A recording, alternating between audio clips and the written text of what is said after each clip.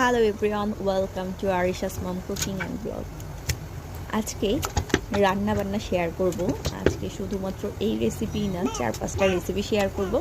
যেহেতু গতকাল আমার মেয়ের বার্থডে ছিল, সো বেশ কিছু খাবার রান্না করা হয়েছে। তো এইখানে গরুর মাংসতে আদা রসুনের পেস্ট দিয়ে দিলাম। এরপরে অ্যাজ ইউজুয়াল আমরা নর্মালি বাঙালিরা যে মশলাগুলো ইউজ করি, হলুদ, মরিচ, এছাড়া এই যে ধনিয়ার গুঁড়া। আমার এখানে প্রায় 2 কেজি পরিমাণ গরুর মাংস ছিল, সো ধনিয়ার গুঁড়া, জিরার গুঁড়া দিয়ে নিলাম, আর স্বাদ মতো লবণ, আর হালকা একটু টেস্টিং সল্ট ইউজ করব।